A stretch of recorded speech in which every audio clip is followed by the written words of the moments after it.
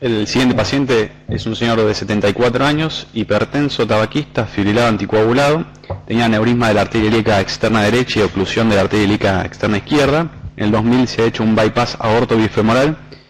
Tenía solamente seguimiento por su médico de cabecera, estaba en seguimiento por cardiología y no SCB, y sin seguimiento por SCB tampoco, desde 2010. El 13 del 11 consulta por dolor interescapular de 3 horas de evolución que aparece de manera súbita al caminar, intensidad 10 en 10 y radial lado derecho.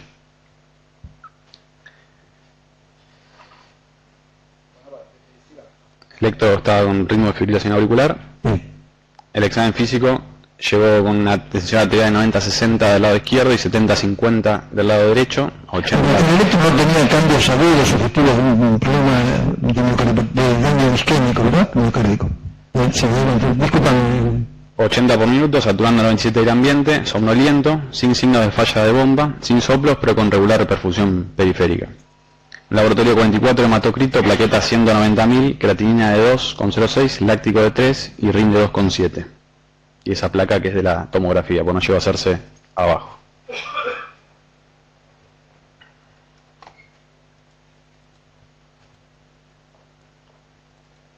¿Quién puede comentar el eco? Ok. Del ecocardiograma realmente tenía muy mala ventana para externar y apical. Lo que se podía ver en ese momento era que la función sistólica del ventrículo izquierdo no estaba deprimida como para justificar este cuadro de hipotensión, no era un ventrículo severo, yo no le apreciaba regionalidad. Y si lo que veía era una raíz de 3,8, la aorta ascendente no se podía desplegar bien, un callado que estaba dilatado pero que no veía imágenes. Ok, el ventrículo justifica el cuadro clínico que no, de mala perfusión periférica y más ¿algo más? O todo ya está. Bueno, dice Benedín que basta de eco. Sigamos con otra cosa. Así sería. Sí, soy yo la angio-TC. La comenta Diego Pérez. Sí.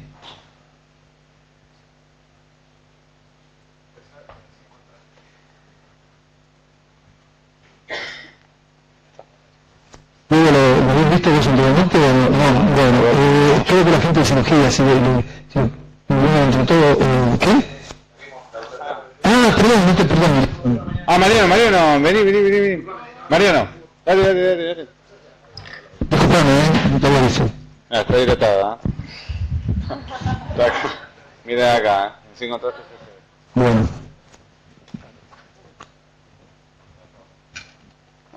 Sí, a mí ya me llegaban las imágenes anoche y lo primero que dijo le dije a los chicos, eso está roto, esto acá, hemotórax, directamente, se veía trombo a nivel de la aorta abdominal y después tiene varias secuencias arteriales porque el flujo no era muy bueno. Yo raíz aórtica no se la medí porque tiene el movimiento, así que precisar los límites era un poco complicado.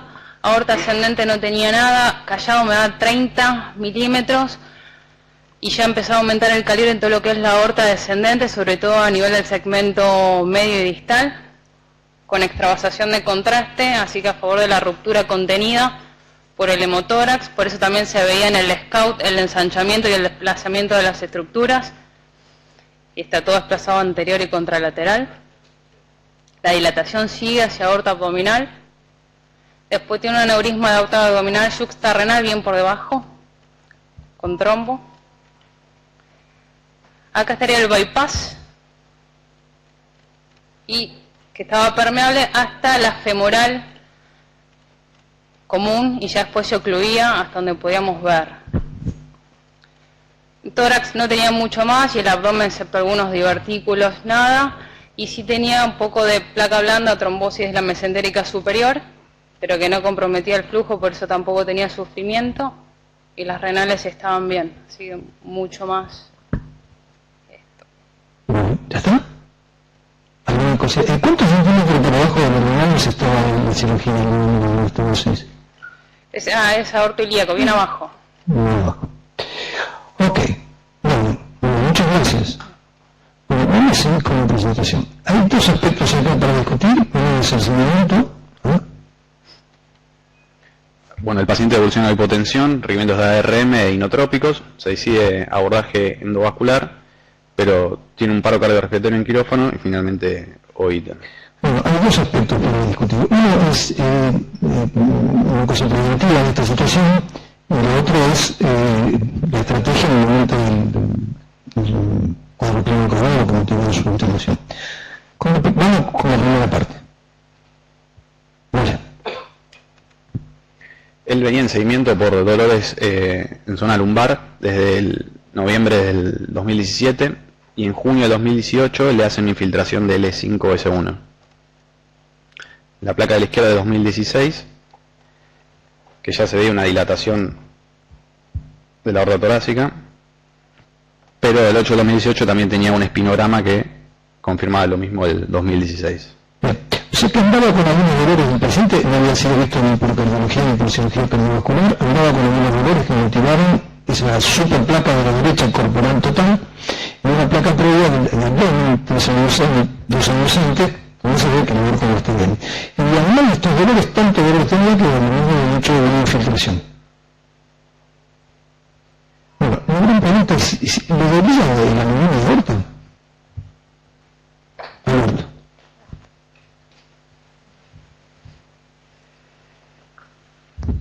Si ustedes se acuerdan, hace 2 meses tuvimos una también en emergencias, y en donde comprobamos que hubo durante 6 años un copy-paste acerca de un paciente que se le ponía, siempre se le repetía el mismo calibre, cuando en realidad casi lo había duplicado, y el paciente terminó llegando a una guardia con un aneurisma roto y que falleció. Entonces, quedamos en que íbamos a intentar establecer los mecanismos de alarma de la sola presencia de un aneurisma de aorta abdominal, de una dilatación de alguna arteria, como para que a alguien que lo vea le haga un seguimiento, tenga una alarma.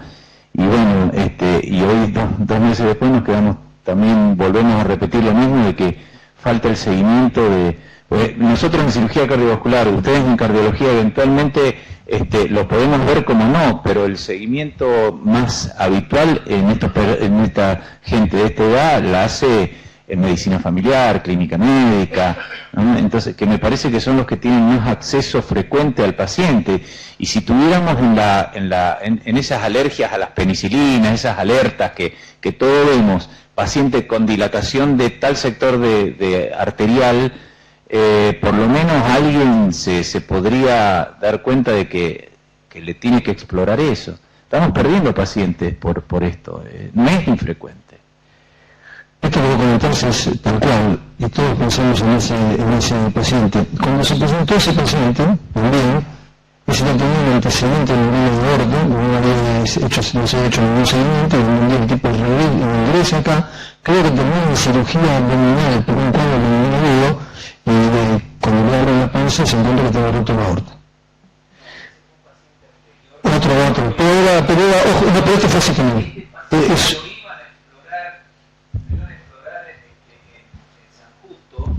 ¿Se acuerdan que fue una mujer también de San Justo y dije, no, esperate, trasladalo, bueno, fue todo... Estás contando de otro paciente. Claro, no, pero el tema de la emergencia fue un tema diferente, porque incluso hubo una médica que no lo interpretó como un aneurisma roto, ¿te acordás que...? A propósito de esto, no me acordaba del otro enfermo, se decidió que debía haber una alerta en la historia médica. ¿Por qué? Sobre la base de que estas cosas son evolutivas, en segundo lugar, que no lo siguen la gente que maneja la patología, que es cirugía cardiovascular y cardiología, y que puede tener una explosión. Sobre la base de todo esto hay que colocar algo en alerta con 2 consideraciones. Ojo, piensa en esto cuando le pasa algo raro, y segundo, haga un seguimiento de esto. Nada de eso se concretó, me parece. Me gustaría hacer un comentario... No. Se mandó la lista que hizo Ezequiel Espinosa en una de las reuniones que estábamos nosotros, y los informáticos dijeron, después de que pase esto de la joint, iban a incorporar eso y nos iban a mostrar eso. Hay una chica que estaba en eso, que está cambiando un poco, porque no significa poner la alerta solo no, sino cambiar un poquito el formato de la historia en eso, para incorporar, como dice bien Alberto, en alergias y todo, esos diagnósticos. Lo que nos dijeron en un primer momento, eso fue fin de septiembre, principio de octubre, que nosotros habíamos hecho muchos diagnósticos, que compactemos un poco más, compactamos en 3 o 4, lo vascular, el infarto, complicado, etcétera, etcétera, y quedamos en eso de reunirnos post cosas de informática para abordar el tema, pues ellos lo iban a hacer. Estaba en construcción. Con el diario del lunes somos todos vivos, pero bueno, creo que vale la pena. Estábamos comentando con Ricardo Marenquino. En la placa del 2016, si la miramos, si está centrada o no, por las clavículas y los vértices pulmonares, parece una placa centrada. Si seguimos la dirección de la tráquea de arriba para abajo, vemos cómo se va yendo progresivamente hacia la derecha, al punto tal que vamos viendo cada vez más los bordes de las el borde izquierdo de las vértebras. Y el bronquio derecho parece en la placa del 2016 estar en contacto, no sé, con lo que sería el territorio del botón aórtico. Yo supongo que era, obviamente, después de todo lo que pasó, un aneurisma. Cuando nos vamos a la la placa del 2018, que es otra cosa, otra vez la placa ahora la vemos mejor, desplazada hacia la derecha, y con una relación con eso que parece el botón aórtico, pero debe ser un aneurisma, con el bronquio derecho totalmente apoyado en el bronquio derecho. Por supuesto que yo lo he oído después de escuchar todo, pero ya en el 2016 se enunciaba con una modesta placa de tórax un crecimiento con desplazamiento de la tráquea. Probablemente si no lo hubiéramos comido todo, por lo menos yo, pero ahora, mirándolo con cuidado, me parece interesante comparar estas dos placas. No, lo que voy a decir es cómo ser objetivo del lunes, no ser, sobre todo cuando uno va a hacer test, pero lo que vos dijiste, Juan, es así, tal cual, no sé. Pero mira, la placa de la derecha me llama la atención por una razón, porque es una placa que fueron a buscar algo, aunque no hayan visto nada. ¿Por qué hicieron esta placa? Esta placa se hizo porque le dolía. Y cuando a alguien le duele, hay que tratar de preguntar dos cosas. ¿Le duele por los nervios o le duele por lo vascular? Y me parece que la infiltración, ¿qué dice una infiltración? ¿Le duele la compresión de las raíces nerviosas o le duele lo vascular? Eso en sí me parece que obligaría a pensar, ojo, a lo mejor no le duelen las raíces nerviosas, sino que le está diciendo otra cosa. Con respecto al otro tema del centro de seguimiento, no sé, Alberto, Ricardo, cuando un paciente tiene una angina de aorta abdominal, ¿verdad? Y está operado, a lo mejor existe un concepto mágico de está curado, pero a lo mejor habría que hacer un seguimiento. Yo no conozco eso. ¿Está protocolizado la necesidad de hacer algún tipo de seguimiento en pacientes con intervención de angina de aorta abdominal?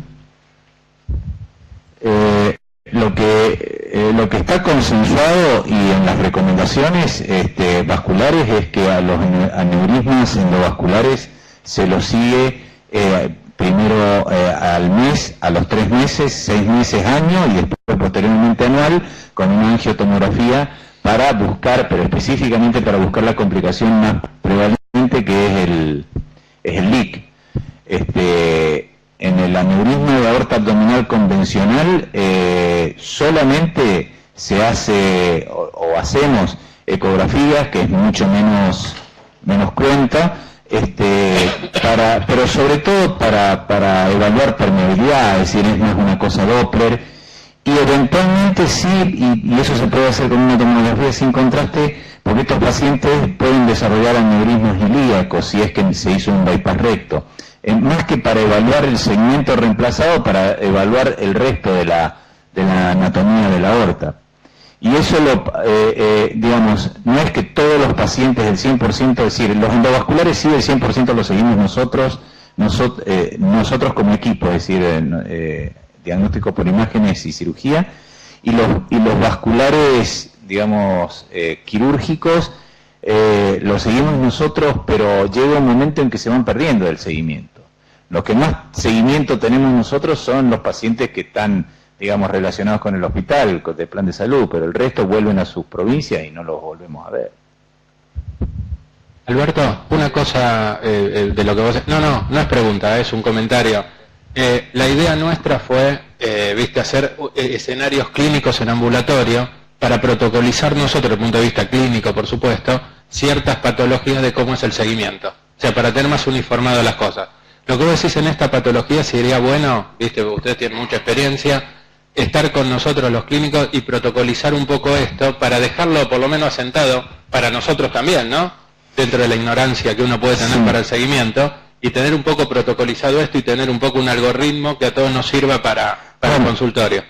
Yo hasta lo que creo y hasta lo que sé es que en cardiología hay una excelente base de datos junto con nosotros de aneurismas de aorta que no se perdió ninguno y que lo sigue Nacho, o sea que, digamos, pero estos son de los operados, los que vimos una vez en consulta, porque hay un paciente de estos que nosotros estamos mencionando que lo dio Vadim en el 2008 y después se perdió el seguimiento porque ese paciente no se operó, porque tenía un 4,5, ¿sí? Entonces lo dio una BCCD. Pero te imaginas que nosotros no tenemos la capacidad para hacer un seguimiento clínico preoperatorio, porque habría que establecerlo, pero de los operados hay un seguimiento del 100% de los pacientes. A mí me parece que cuando un paciente, la pregunta que nos hace acá ¿es el paciente no cuenta de las veces, de los seguimientos, o es el médico que no pregunta? A mí me parece que si, en general, a veces es más el médico, y una vez le pregunta, mire, ¿usted tuvo algún problema de las coronarias, tuvo un infarto, sufre del corazón? Y el tipo le dice, sí, sufre del corazón, y ahí ya se da una alarma. Pero muchas veces me pregunto si usted tenía algún problema en la panza, que se dio, o se le dice y sí, pero ya estuve operado y ya está en el asunto terminal. De modo que me parece que es una cuestión de muchas veces también de interrogatorio médico, a ver cómo se avanza esa cuestión. Yo pienso que, digamos, lo que va a seguir ocurriendo es el paciente que no se sabe con un aneurisma de aorta y que se va a seguir encontrando como incidental, ¿sí? Y como la mayoría de los aneurismas ocurre, porque la mayoría de los aneurismas de aorta son asintomáticos. Hasta que se ponen sintomáticos, que ya es una complicación en sí misma. El dolor es una complicación, se considera, un paciente con un aneurisma doloroso se considera como un aneurisma complicado. Yo a donde apuntaba con esto de las alarmas es el paciente que alguna vez encontró algún dato primario, un evento primario de hallazgo de un aneurisma y que después eso queda escondido en la historia, ¿no? Es decir, ya ahí cuando nosotros como médicos detectamos que un paciente tiene una ectasia, ya no es un paciente desconocido, ya se sabe, entonces hay que establecer algún seguimiento de algún tipo. No sé, esa es la idea. Yo quiero diferenciar el que nunca se halló o el que nunca se interpretó del que se interpretó una vez y nadie siguió. Eso es lo que a mí me preocupa. Sí, a mí me parece importante por ahí descartar destacar el papel que puede tener el prequirúrgico, en el caso prequirúrgico, porque ahí a veces pasa, eso ya se sabe, digamos, que el prequirúrgico no debe quedarse solo en si se puede operar o no, sino a veces pesquisar cosas que el paciente la primera vez que va al cardiólogo. En lo personal me ha pasado, encontré pacientes que tienen un eco que es del 2010, que por ahí tenía una raíz aórtica dilatada y quedó ahí colgada, nadie la vio, y bueno, por ahí yo pedirle un eco y que me vaya a ver al consultorio, pero creo que es una buena oportunidad porque uno no solo ver la situación del paciente en ese momento y si se puede operar o no, sino por ahí revisar si tiene ecos previos, revisar un poco todo, y por ahí uno encuentra cosas que el paciente no sabía o no le dijeron, o le dijeron que volviera al seguimiento y nunca volvió.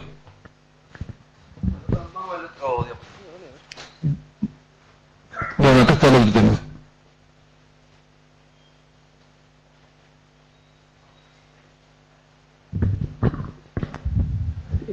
Respecto a este señor, su posibilidad quirúrgica, a mí me pareció, yo vine anoche cuando fue esta urgencia y a mí me pareció que no era posible una cirugía convencional porque el hombre estaba en shock, estaba anticoagulado y la posibilidad de resolución endovascular era clara porque lo que tenía era un aneurisma verdadero roto con cuello proximal y distal adecuado y una endoprótesis iba a poder resolver el problema al menos torácico y sacarlo de la emergencia anoche. Bueno, no se llegó, Los pasos de planificación previa corrieron bastante rápido, pero bueno, así que en la primera alarma yo tomé contacto con la situación con el paciente con 40 sistólica en tomografía. Se trasladó a la guardia, se trató de mejorar un poquito, llegamos a 60 sistólica, después se intubó y mientras se preparaba todo, después el paciente falleció, pero no creo que la cirugía abierta hubiera cambiado, al contrario, no hubiéramos llegado. Y una endoprótesis en este contexto particular, no disección, buenas zonas de anclaje con posibilidad de sellado era una buena alternativa para él.